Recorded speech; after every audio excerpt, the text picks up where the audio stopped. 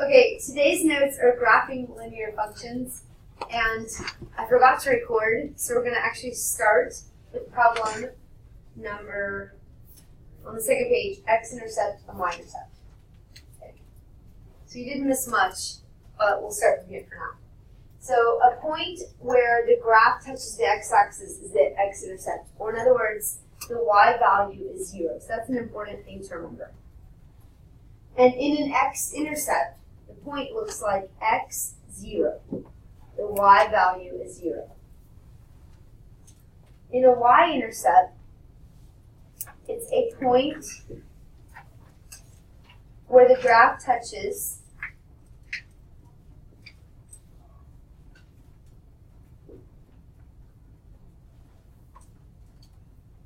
the y-axis.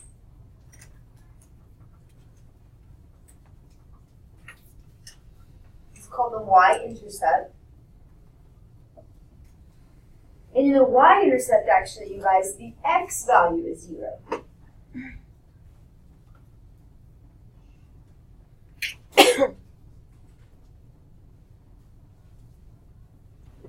So in an ordered pair, the x value is 0. So in an x-intercept, the y value is 0, and in a y-intercept, the x value is 0. It's kind of the opposite.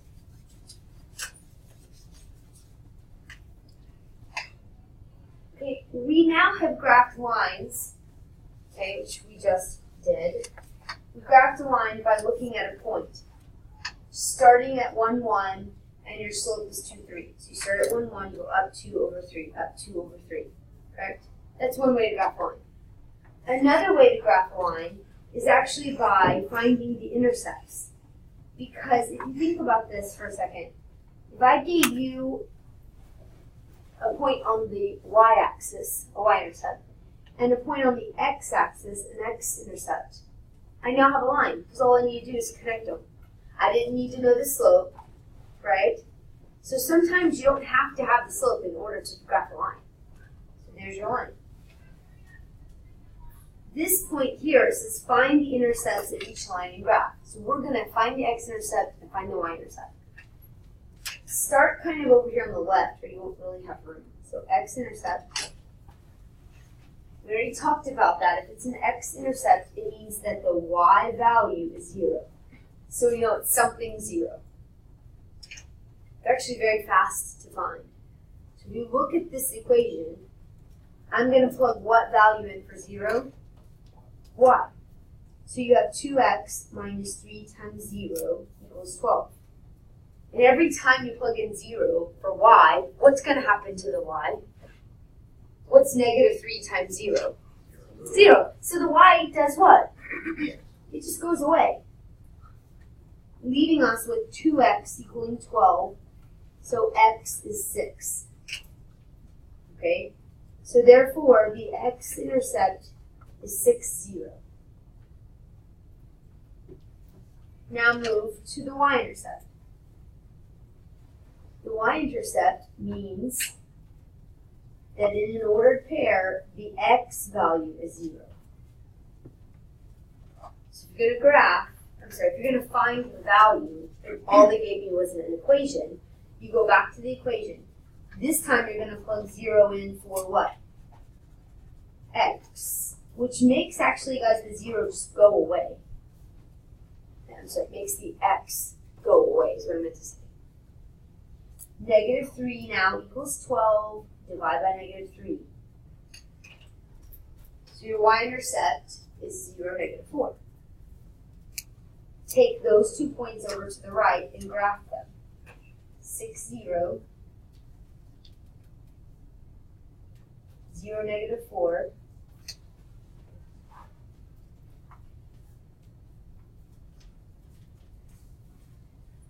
This is another way to graph a line. Just connect the 2 points. This is line A, so be sure to label it so you know which line it is.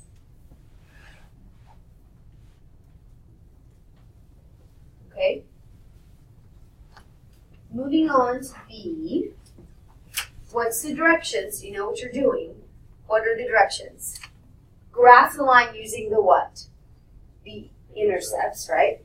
So we're going to find the x and y intercepts. If we start with the x-intercept,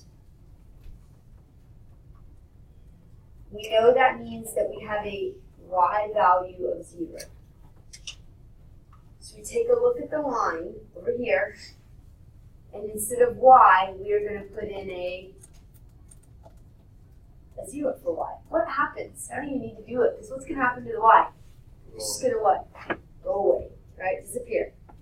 So then I'm just going to leave it out. So 6x now equals negative 16. Divide by 6 and reduce that fraction. So it's negative 8/3.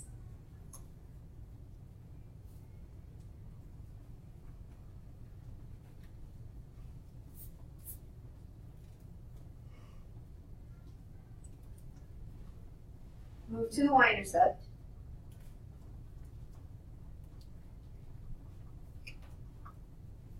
The y-intercept tells us the x value is 0. So you're going to plug in 0 for the x value, which means the x value goes away. Now hang on, there's a problem here. On the left side, the 6x goes away. But I can't just have nothing over there. So what am I going to put there? Good, a 0.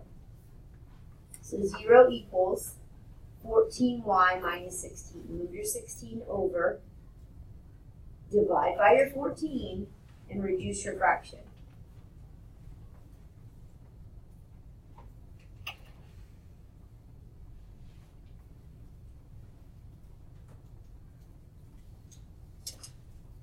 Now I know how much you guys love fractions, and fractions are really hard to graph.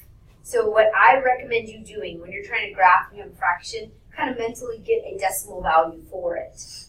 Okay, so I'm going to tell you, think about this for a minute.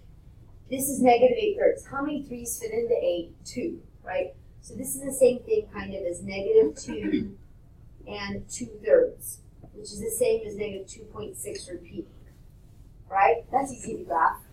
Now move over here. How many 7's fit in 8? 1, with 1/7 left over. So that's a little more than 1. You see how now it's easy to graph. We graph that then.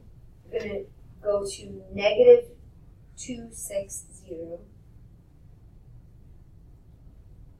The other one is 0, 1, and 1/7.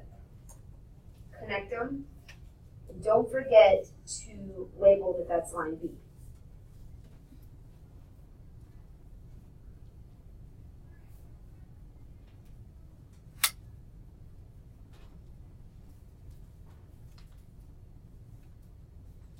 Our next line is ugly.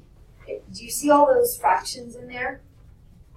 Okay, if you would like to get rid of fractions, what can I multiply the entire equation by to ditch the fractions? Anybody know? The 4. Where? Oh, yeah, that makes sense. They're saying the denominator. They're getting the 4 by looking at the denominator. That's what I want to get rid of, correct? All those 4's. Watch what happens. If you want to get rid of fractions, look at the denominator, whatever they are, multiply the whole entire thing by it, and the denominators, they just cancel out. Okay? So if you try it, if I multiply this problem, we decided by 4 over 1, okay, look what's going to happen. You have a 3/4 times a 4 over 1. The 4's go away. Right, I'm going to use my pencil because I have to do this several times. So my 4's would cancel, and I just have 3 over x, or 3x. But you have to multiply it by every single thing in the whole problem. So now I've got to go to the second one. Well, negative 2 times 4 is negative 8. So negative 8y. Then the last step is here. Well, the 4's cancel, and what am I left with? Just a what? A 9. Okay, the directions were to find the x-intercept and the y-intercept so that you could graph it. Okay, so the x-intercept puts 0 in for y, would mean that the 8y, this whole thing, this part would go away. So you would just have 3x equaling to 9. So x is 3. So the x-intercept is 3, 0. The y-intercept means, what value is 0 on the y-intercept? X. So x goes away. And you're left with negative 8y equals 9. Divide by negative 8 on both sides. So you have negative 9 eighths.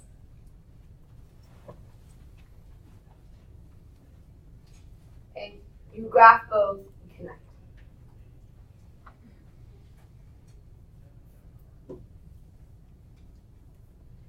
Negative 9 eighths is like 1 and 1/8. So it's a little more than 1. Negative 1. Graph the 2 points. Label your line C.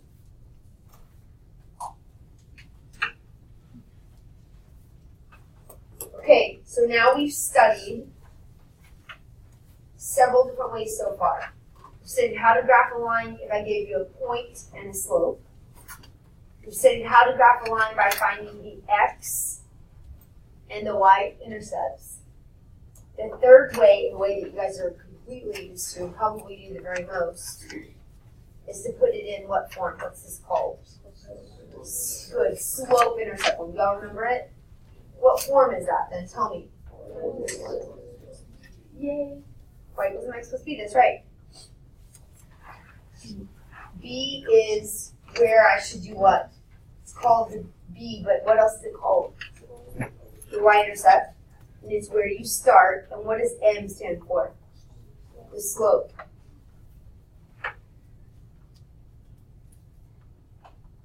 Okay? Where to start, where to go. The y-intercept is where to start, the slope is where to go. On the first problem, you're going to put it in slope-intercept form, that's the directions. You're going to solve for y. So y equals, move your 3x over.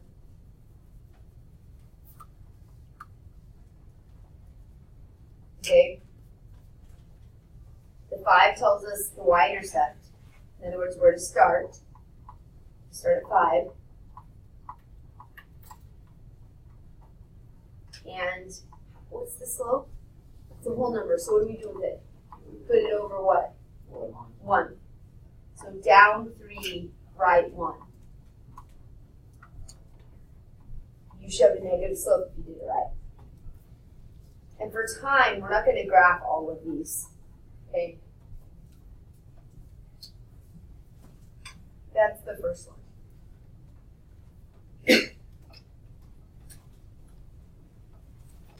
Okay, so the directions were put in slope-intercept form. This problem here, I realize it has a fraction, but it only has 1.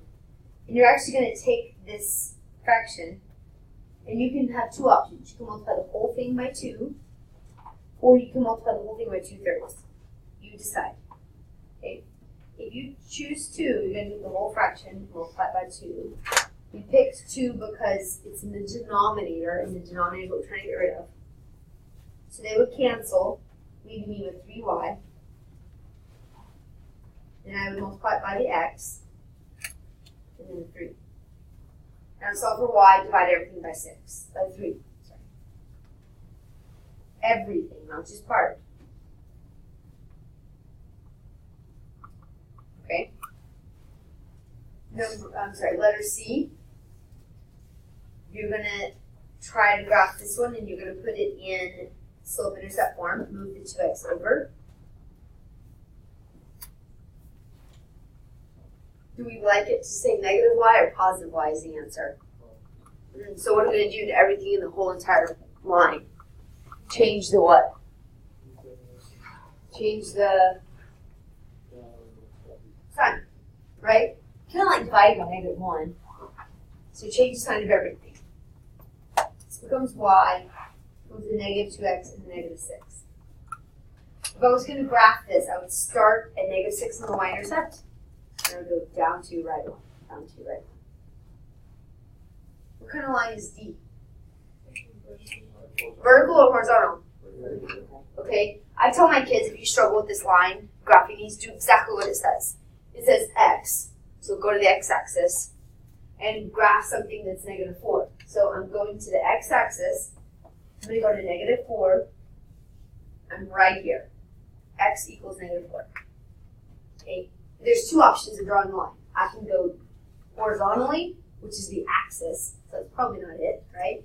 Or I can go vertically, and you're correct. It's a vertical line. Okay, this is a vertical line. And what kind of slope does that have? Undefined slope.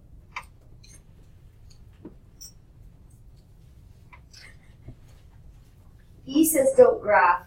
We haven't been graphing anyways for time, so let's just solve E. What am I going to do to solve for E?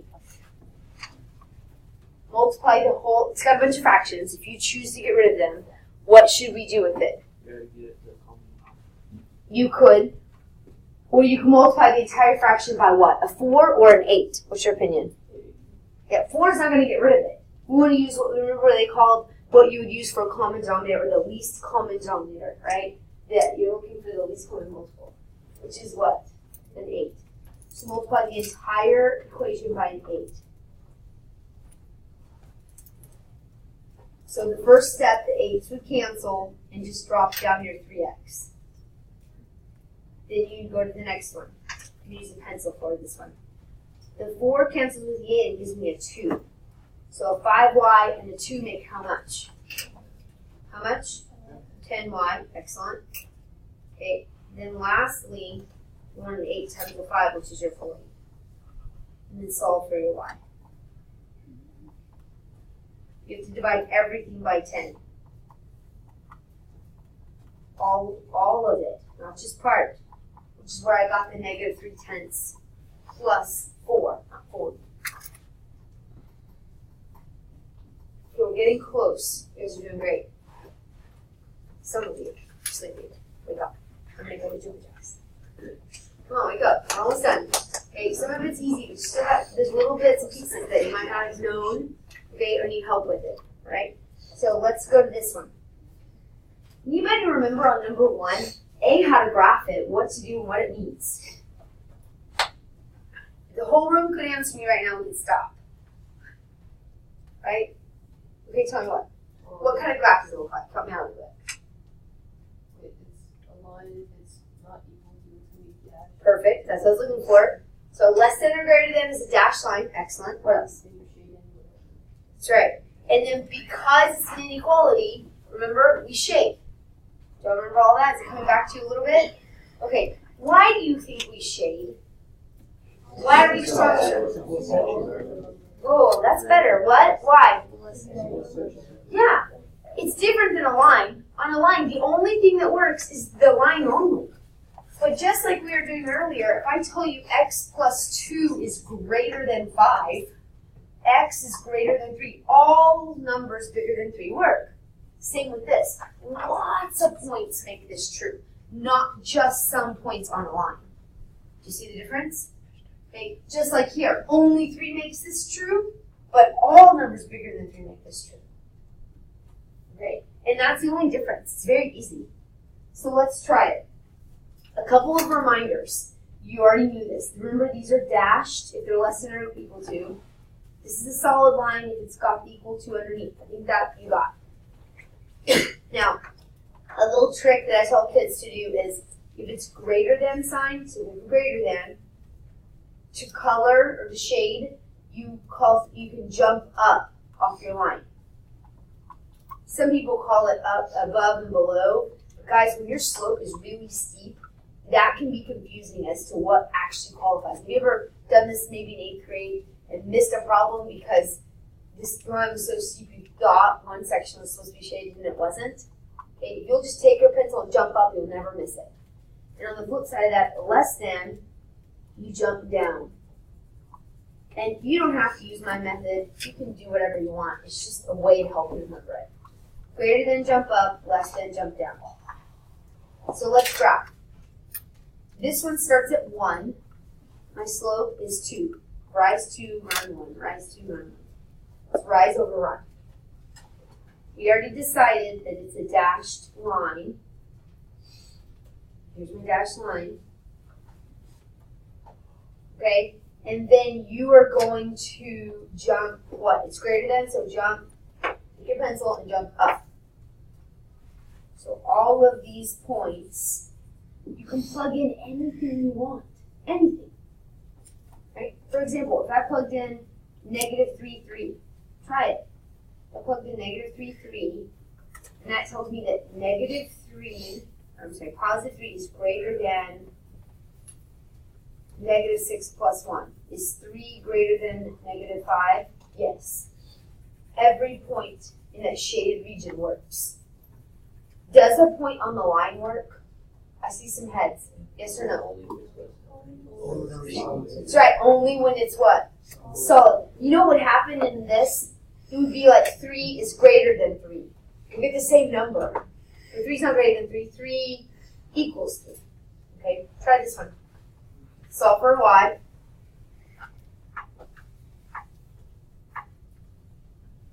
And divide by 3. Divide everything by 3. Now graph and shape.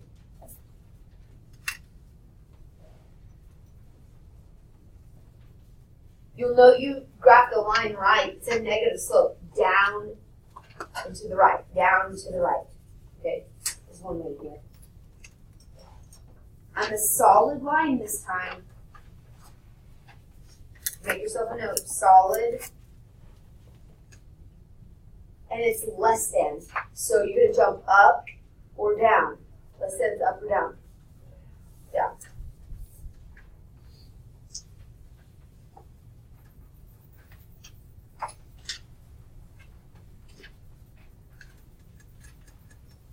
Okay, next.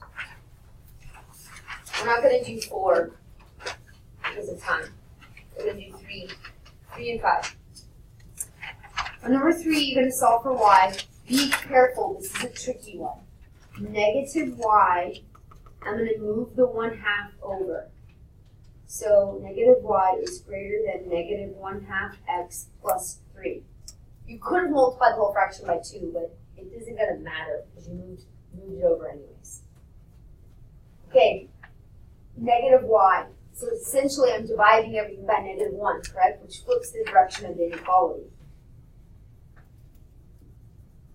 And changes the sign. So you should get 1/2 x minus 3 and a less than. So it's dashed, and you're going to jump down. Start at negative 3. I'm only going to plot 2 points because you don't need more. Dashed line, so don't forget. And it says less than. Which direction is less than? Jump what? Down. Down. Down, down, down. Okay?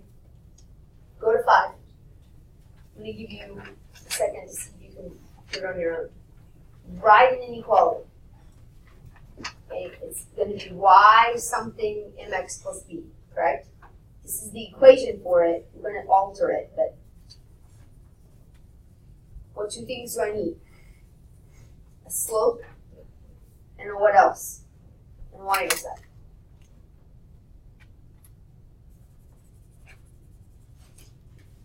Two points on the line are here and here. 0, 5, and 3, 1. So my y-intercept is 5, and my slope, if you look really carefully, looks like I'm going to go up and over. It's a negative slope. Up 4, left 3, up 4, left 3, correct? Negative slope. Negative what? Negative rise and run 4/3, right? What inequality? Less than or greater than? So y is a shade up. So y is greater than negative 4/3 x plus 5. We're going to do number 6 as the warm-up tomorrow.